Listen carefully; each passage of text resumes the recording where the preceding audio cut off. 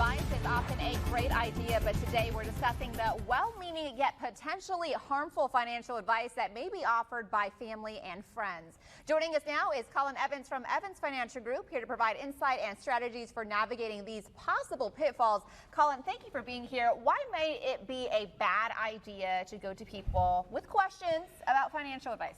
You know, in general sense, we're all going to do it because we're all going to kind of toss the words around, and it goes with anything in regards, where's a great place to eat? What's, what's a good movie that's out?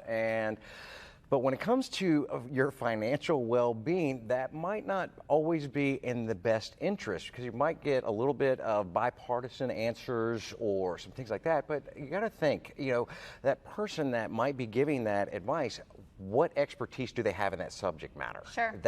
That's a really, really big one, without especially maybe not even knowing that family's full spectrum, without doing a full diagnosis. That's or their financial decisions. Kind of the same reason we go to the doctor. It's like, hey, I want you to double check some stuff, and here's all the symptoms. Well, if somebody that's giving financial advice that is a friend or family member, they might not know all the symptoms and just kind of throw a blanket statement over there that could end up being damaging.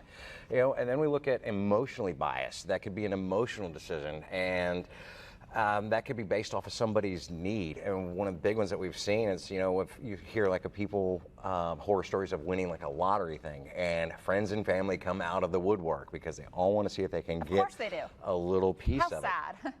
It is, and unfortunately that happens in the financial services world. It doesn't have to be, a lottery win. It could actually even just be an inheritance.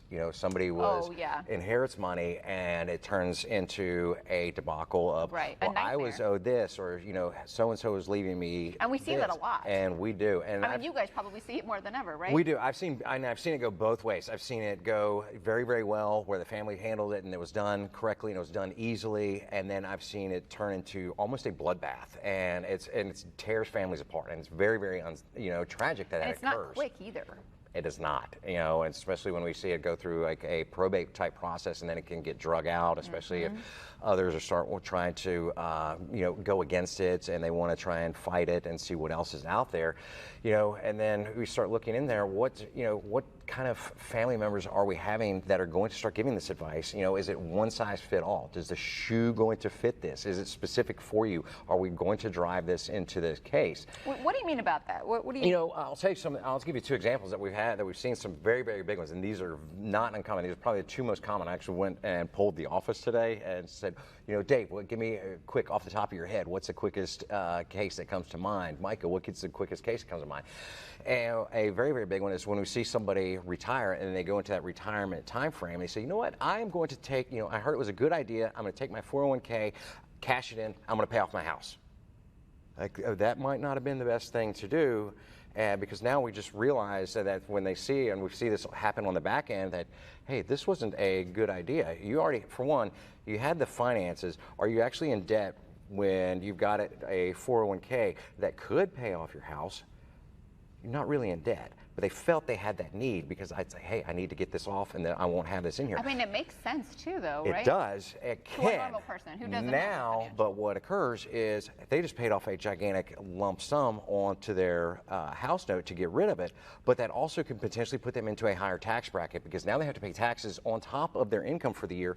How much is due on this 401k, and depending on how much we take out, that can start ratcheting up tax brackets for them, and they might end up paying more to Uncle Sam than they want to. And this isn't just normal things that people would know, right? It's not. It's not. You guys have an expertise in. It's just something that people think it sounds like a good idea, because then I no longer have a house note.